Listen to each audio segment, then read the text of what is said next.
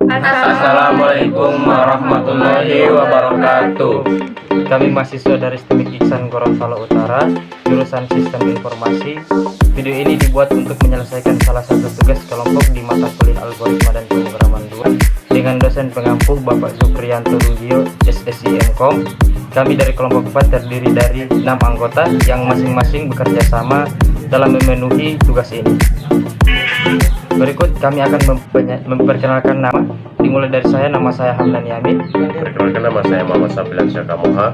Perkenalkan, nama saya Aldian Ibrahim. Perkenalkan, nama saya Sri Asfaif. Perkenalkan, nama saya Kala Bolok. Perkenalkan, nama saya Jian Nadia Sejina Manoko. Mengenal pembahasan bahasa C, sejarah dari bahasa C. Bahasa C merupakan perkembangan dari bahasa BCPL yang dikembangkan oleh Martin Ricard pada tahun 1967. Selanjutnya, bahasa ini memberikan ide kepada Thomson yang kemudian mengembangkan bahasa yang disebut dengan bahasa B pada tahun 1970.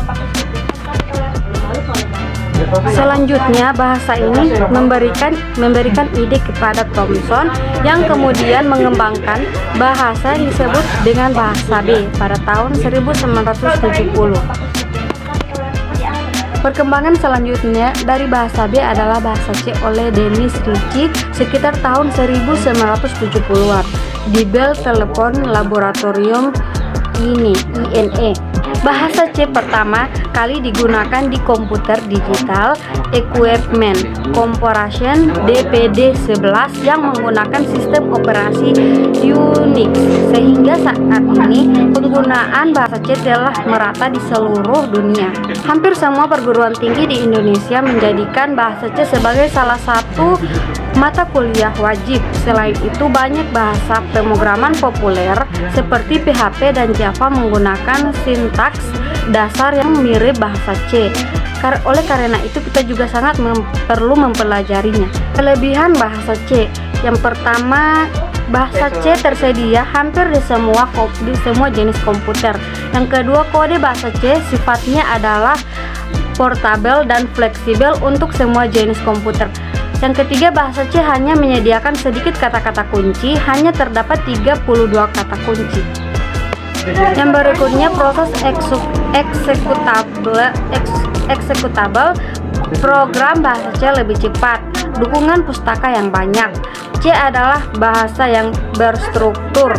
Bahasa C termasuk bahasa tingkat menengah. Yang berikutnya adalah kelemahan bahasa C. Yang pertama, banyaknya operator serta fleksibilitas. Penulisan program kadang-kadang membingungkan pemakai. Yang kedua, bagi pemula pada umumnya akan kesulitan menggunakan pointer. Yang berikut B, untuk mengkompilasi program. Yang pertama, pilih menu compile dengan menekan Alt+C. Yang kedua, pilih submenu compile. Yang ketiga, enter. Yang keempat, akan ditampilkan hasil compile program. Tekan sembarangan tombol.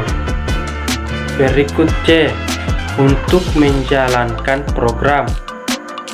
Pertama, pilih menu run dengan menekan Alt+R.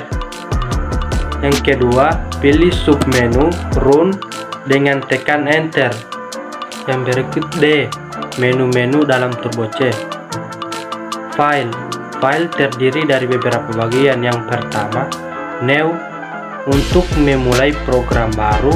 Yang kedua, open, untuk mengambil atau membuka program. Yang ketiga, save, untuk menyimpan file atau program. Yang keempat, save as, untuk menyimpan file atau program. Yang kelima, save all, untuk menyimpan seluruh file atau program. Yang keenam, print, untuk mencetak program. Yang ketujuh, undo, untuk membatalkan pengeditan terakhir. Penulisan bahasa pemrograman bahasa C. Program bahasa C tidak mengenal aturan penulisan di kolom tertentu, jadi bisa dimulai dari manapun. Namun demikian, untuk mempermudah pembacaan program dan untuk keperluan dokumentasi, sebaiknya penulisan bahasa C diatur sedemikian rupa, sehingga mudah dan enak dibaca. If-else. Dalam kondisi struktur if-else, minimal terdapat dua pernyataan. Jika kondisi yang bernilai benar atau terpenuhi, maka pernyataan yang dilaksanakan, dan jika kondisi yang diperiksa bernilai salah, maka pernyataan yang kedua yang dihasilkan. Bentuk umumnya adalah sebagai berikut. If kondisi, if dan else digunakan saat kita akan mengecek lebih dari satu kali. Tentu saja kita tetap memberikan pernyataan di setiap if, else, dan else.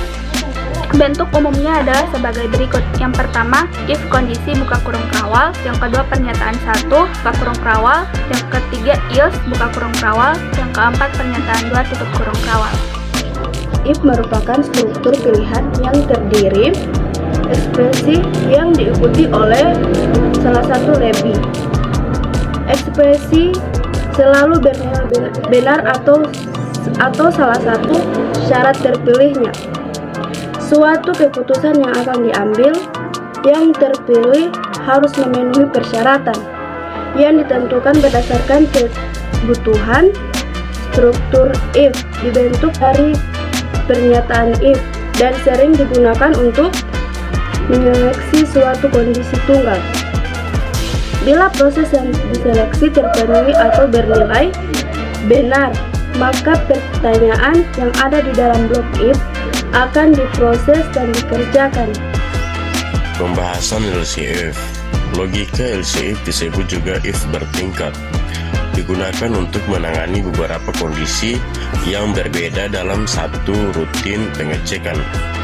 Pada logika LCF, pembahasannya yang pertama, variabel nilai memakai tipe data float karena nilai bisa saja berupa angka pecahan.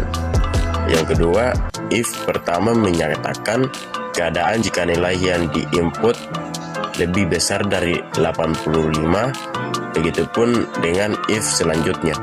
Berikut adalah while. While merupakan struktur algoritma di mana perulangan akan terus dijalankan selama kondisi bernilai benar. Perulangan yang dimaksud di sini bisa saja berupa perulangan terhadap proses menghitung, mencetak, menampilkan, atau justru melakukan iterasi lain di dalam perulangan tersebut. Kemudian while. While merupakan perulangan hampir sama dengan perulangan while, di mana perulangan hanya akan dilakukan selama kondisi bernilai benar. Hanya saja pada perulangan while ini ekspresi dilakukan minimal satu kali. Demikian penjelasan materi dari kami. Semoga apa yang kami sampaikan dapat bermanfaat bagi kita semua. Wassalamualaikum warahmatullahi wabarakatuh.